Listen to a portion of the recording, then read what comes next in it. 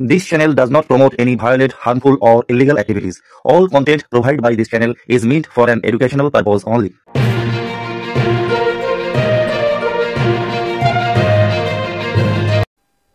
একটা প্রশ্ন একটা জিজ্ঞাসা করব আমি ইসলাম ধর্মাবলম্বী মানুষের কাছে।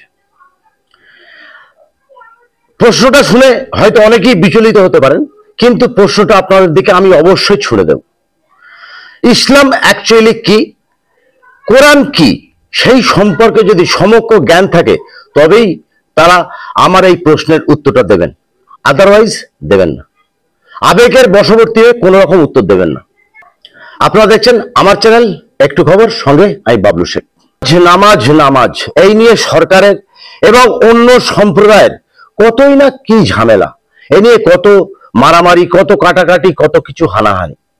নামাজ কোথায় পড়া হবে, কোথায় পড়া হবে না, এই নিয়ে আমাদের সরকার বা অন্যান্য রাজ্যের বিভিন্ন সরকার কি পদক্ষেপ নিচ্ছে, কি আইন আনছে, সে নিয়ে কোন রকম বক্তব্য রাখতে বা সে নিয়ে কোন রকম আলোচনা করতে আজ আমি আসিনি। আজ আপনাদের দিকে আমি একটা প্রশ্ন ছুড়ে দিতে এসেছি, জিজ্ঞাসা করতে এসেছি, এবং সেই প্রশ্নের উত্তর আমি আশা করি আপনাদের কাছ থেকে পাবো। আমার প্রথম প্রশ্ন, মসজিদ যদি পাক পবিত্র স্থানের প্রতীক হয়, তাহলে নোংরা রাস্তায় বসে নামাজ পড়ার কারণ কি?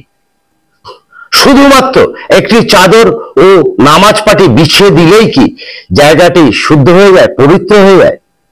আর যদি নোংরা রাস্তায় নামাজ ওপরওয়ালা কবুল করেন, তাহলে লক্ষ লক্ষ কোটি কোটি টাকা খরচা করে মসজিদ তৈরি করার প্রয়োজনীয়তা কি?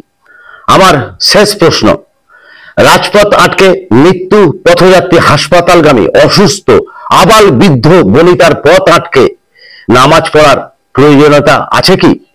এটা কি হাদিস বর্ণিত, না ইসলামে এর বিধিসম্মত কোনো বিধান আছে, না ঈশ্বর অর্থাৎ আল্লাহর সর্বশ্রেষ্ঠ কিতাব কোরআন শরীফে এর কোনো মান্যতা দেওয়া আছে, অর্থাৎ রেজিস্ট্রি করা আছে যে রাস্তায় নামাজ পড়া চলবে নোংরা রাস্তায়, এবং ওই নোংরা রাস্তায় নামাজ পড়া ঈশ্বর স্বয়ং আল্লাহ কবুল করবেন? এই প্রশ্ন আপনার দিকে ছুড়ে দিলাম। প্রথমেই বলেছি, ইসলাম সম্পর্কে যদি সমগ্র আপনাদের জ্ঞান থাকে তবেই এই প্রশ্নের উত্তরটা দেবেন, আদারওয়াইজ প্রশ্নের উত্তরটা আপনারা দেবেন না। আবেগের বশবর্তী হয়ে উত্তর দেবেন না।